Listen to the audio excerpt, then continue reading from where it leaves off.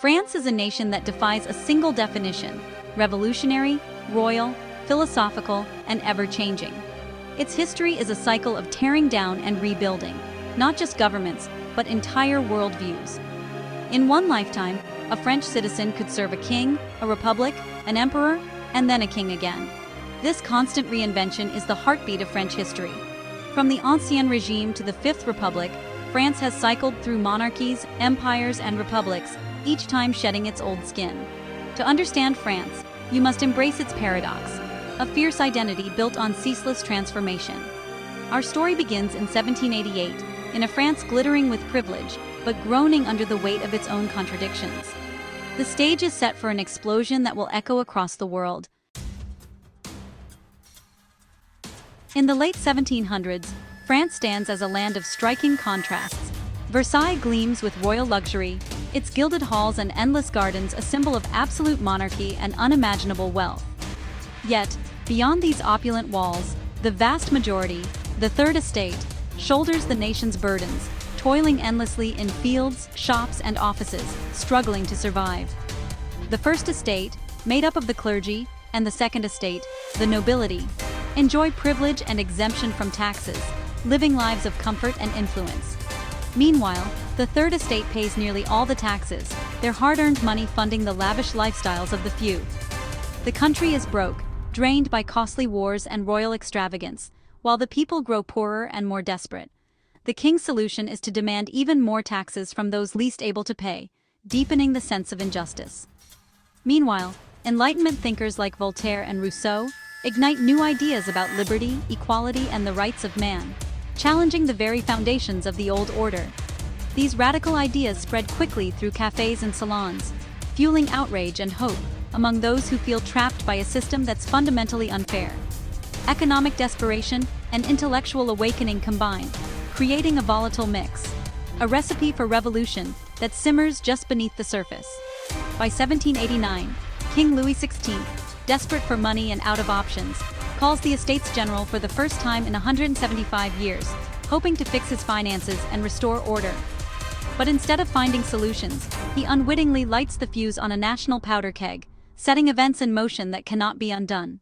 The people are restless, the system is cracking, and the old order is about to be swept away by forces beyond anyone's control. The world of privilege and poverty stands on the brink of collapse, as tensions reach a breaking point. The revolution is no longer a question of if, but when. The countdown to upheaval has begun. France is ready to erupt, and nothing will ever be the same again. The Estates General of 1789 quickly turns from debate to defiance, as centuries-old traditions are suddenly questioned and challenged by voices demanding change. The Third Estate, locked out of the proceedings, boldly declares itself the National Assembly and swears the famous tennis court oath, demanding a new constitution and a government that truly represents the people. The revolution begins not with violence, but with a bold act of collective will and unity, as ordinary citizens refuse to be silenced any longer. Soon, the storming of the Bastille on July 14th becomes a powerful symbol of the people's strength, igniting uprisings and hope across France, and inspiring others to join the cause for freedom. The National Assembly issues the Declaration of the Rights of Man, boldly proclaiming liberty, equality, and the fundamental rights of all citizens, forever changing the course of history. The king hesitates, uncertain and fearful, but the people push forward, marching to Versailles, confronting the monarchy, and ultimately dragging the royal family to Paris, under the watchful eyes of the revolution. The monarchy is abolished. France becomes a republic, as the old order collapses and a new era of possibility and uncertainty begins. Louis XVI is tried and executed, his death shocking Europe and sending tremors through every royal court, as the world watches the unimaginable unfold. The revolution spirals into the Reign of Terror, as radicals like Robespierre seize control, purging enemies both real and imagined in a desperate bid to protect the revolution. Thousands meet the guillotine in a frenzy of paranoia and zeal, as fear and suspicion grip the nation and justice becomes a weapon. The old world is gone. France is remade in blood and idealism, its streets echoing with both hope and sorrow as a new society struggles to be born.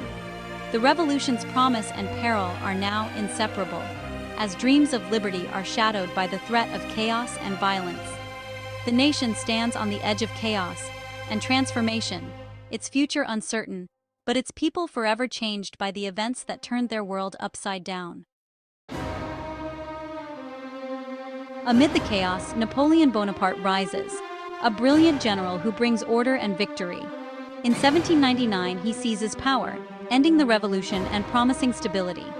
As first consul, then emperor, Napoleon reforms France, the Napoleonic Code, a modern legal system, and efficient government.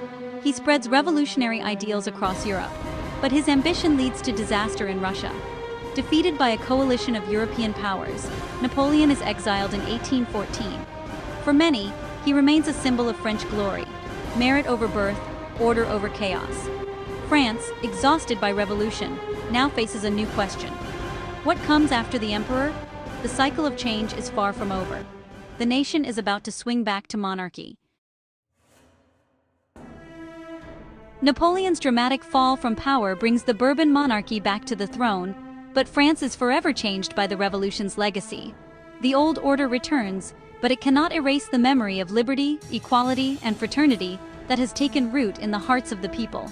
Revolutionary ideals can't simply be erased, and the restored monarchy is a fragile compromise, constantly threatened by unrest and the people's desire for more freedom.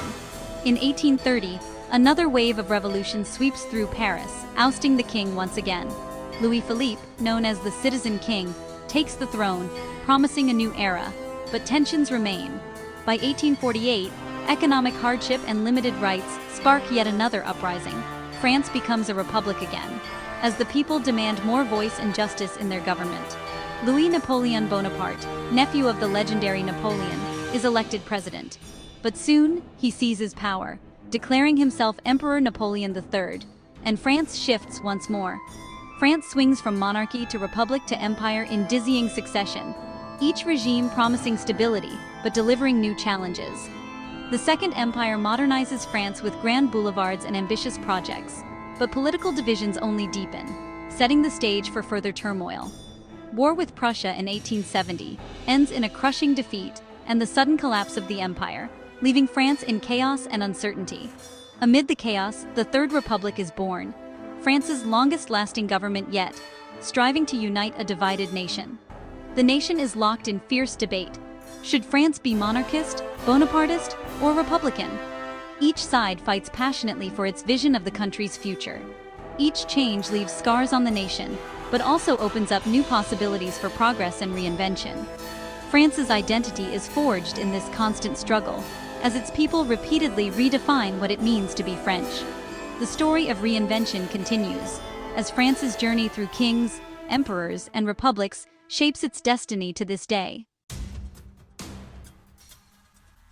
The Third Republic emerges from defeat and upheaval, but soon faces new trials.